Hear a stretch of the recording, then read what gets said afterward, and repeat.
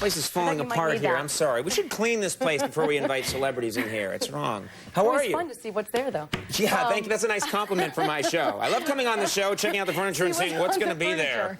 There's a cat. There's a. Thanks for being here. Thank you so much. I'm is this? I have to ask you. I know you're not from New York City, but you're here doing a play. How does it? Do you like the experience of kind of living in New York temporarily? New York is the best. I mean, it really is the most amazing city. I mean, I think to me, what's so unique about New York is everyone is exactly who they are. Like, if they're a jerk, they're really a jerk. Right. You know, if they're nice, they're really nice. You know, there's no sort of fake smile, pretense kind of thing. Right. I don't think the tourism board is going to jump on that slogan. New York, where a jerk's a real jerk. Yeah, you get what you get what you right in front of you. It's right there. There's no sort of like in LA. It's very hi, how are you? Oh God, she's it's like that sort of double personality. I would thing. prefer that.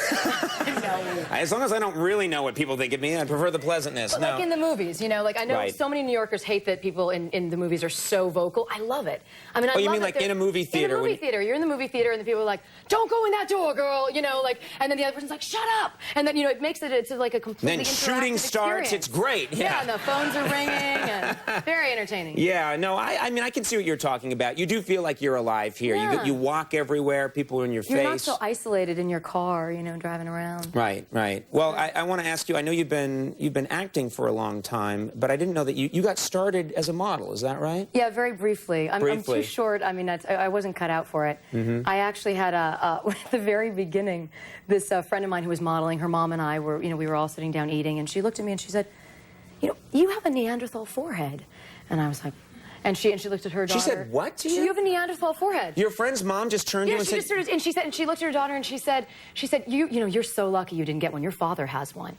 And for 2 years, I wore bangs. And then I realized I don't even have a Neanderthal forehead. I have a Cro-Magnon forehead. It comes out. It doesn't go in. No, you've got body dysmorphia. You have a beautiful forehead. Well, thank you. You don't have any kind of weird forehead at all. Yeah. John Tesh has a weird forehead. And I love the man dearly, and we're good friends. Okay, none of those things are true, but he's got like a forehead that goes and goes and goes. I have a big forehead. You could just advertise things here. We have a lot of brain in there. There's a lot of brain power in there. Look at that giant space right there.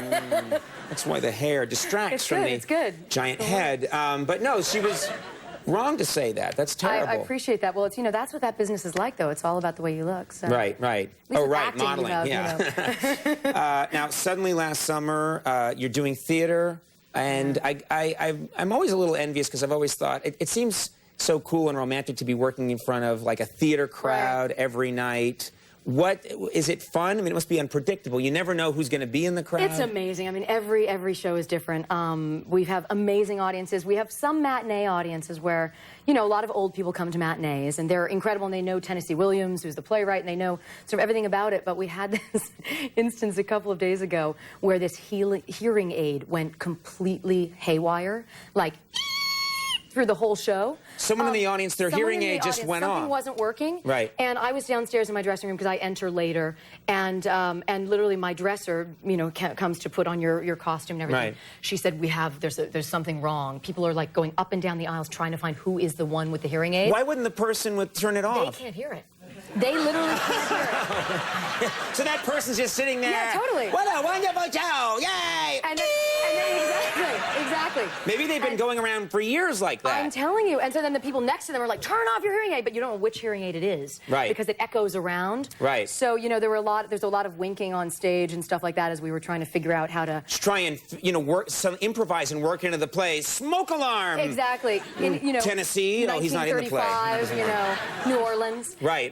But there was also I have a very intense monologue at the end that involves like me telling this horrible story about cannibalism. I'm very serious. I'm weeping, and I look over, and this woman, this little old woman with a cane, is heading straight for the stage. And I was like, what am I going to do if she gets up on the stage? What is she doing? And in fact, she was saying she couldn't hear and she couldn't see, and I thought I might be giving her a heart attack with my terrifying story. Oh, really? Like, I think maybe you have to be careful, That happens here a lot at this show. I'll be talking to someone, and I look over, and I see an old lady coming down the aisle. Here I come, O'Brien! That's just your imagination, though. That's just, Usually it's true. Night at the Museum. Let's talk about this. Highly anticipated film. A lot of very funny people in this movie. Ben Stiller's in the film. Ricky Gervais from the BBC Office.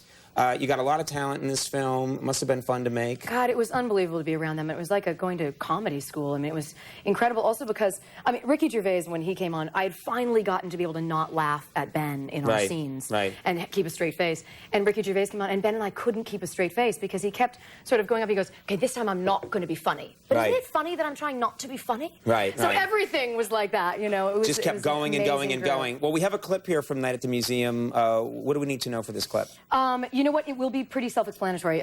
Ben is sort of, his character is telling me, I'm a museum docent, I believe in history, and he's about to sort of drop the bomb on me about what's happening at the museum. All right, let's take a look at this clip from Night at the Museum.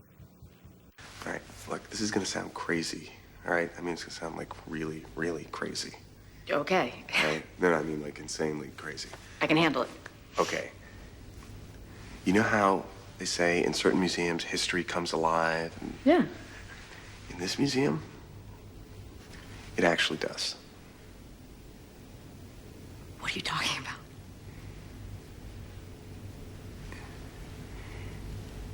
Everything in this museum comes to life at night.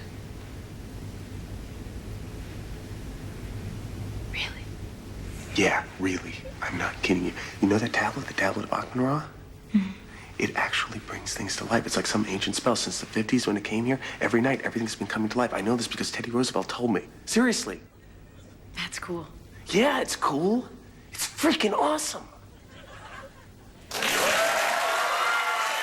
That was funny. Night at the Museum opens December 22nd, and the off-Broadway play Suddenly Last Summer is playing through January 20th at the Laura Pels Theater here in New York City. Carla, thanks so much for making time for us. Yeah, great job on the show.